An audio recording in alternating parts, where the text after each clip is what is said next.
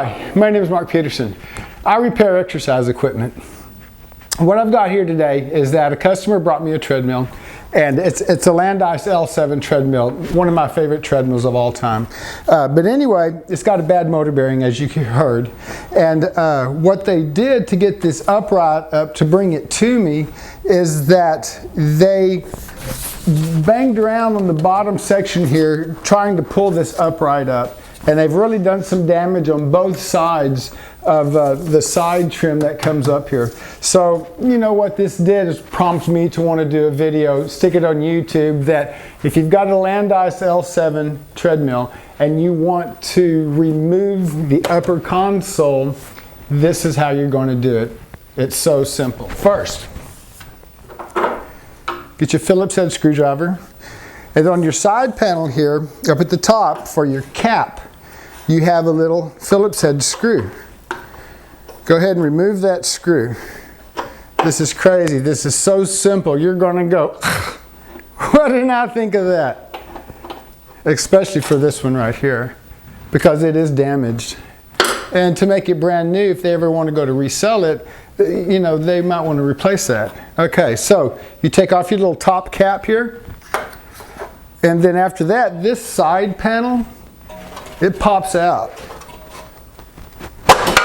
So you kind of grab hold, of course, and pull, and then you pop it out. So now what you've got is you have your wire, and it's not clipped in, so they must have pulled it really hard.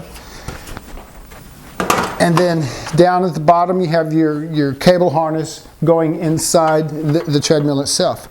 Well, down here on the bottom, you've also got your bolts to attach the upright to the base of the treadmill. So you've got 4 bolts on this side, and you've got 4 bolts on the other side. Pull the side trim off, loosen up all 8 bolts. Then after that, you will easily be able to lift this upright off of this treadmill.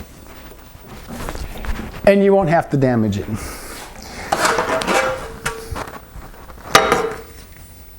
And then the way that you go to put this back on, after you've done everything that you've needed to do, is there's a little seam up in here. And I'll just get it going on my front side all the way down, and then pop it all the way up. And then you're done. Again, my cap goes back on.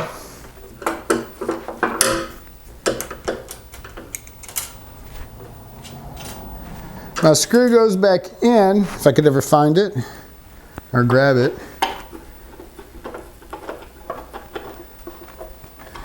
And you've taken your upright off now. You've moved your treadmill. You've done whatever you needed to do. And it was an easy job. You don't have any mixed parts.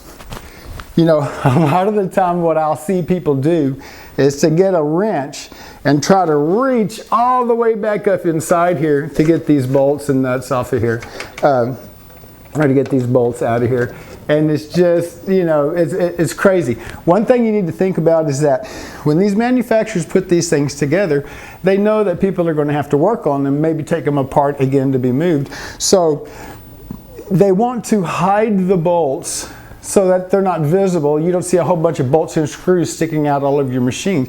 So they're going to be under plates, underneath panels, behind things. So just look around and you can find all of the bolts and nuts that go to shrouds, handles, and stuff like that on your treadmill. If you have any other questions about treadmills, you can always email me. I have a video site. It's www.markpeterson.mindbites.com. If you have a stepper, a treadmill, need a slide board, go to my site there. I have the cheapest videos on the net, just about. For less than a cup of coffee, you can get a video on how to maintain your treadmill, how to take care of it. Also, if you don't have the mechanical ability to work on exercise equipment, what the videos will do is give you knowledge so that when that technician comes over and starts telling you things about your treadmill or stepper, you already have a clue what it might be because you saw the video, you have an idea what it could be. Because then if he starts throwing out these outlandish claims about needing new belts, new decks, you're going to have a better idea whether you really do need a new belt and deck or not. Anyway, this is my shorty for today, and thanks for stopping by my garage, and I'll see you next time.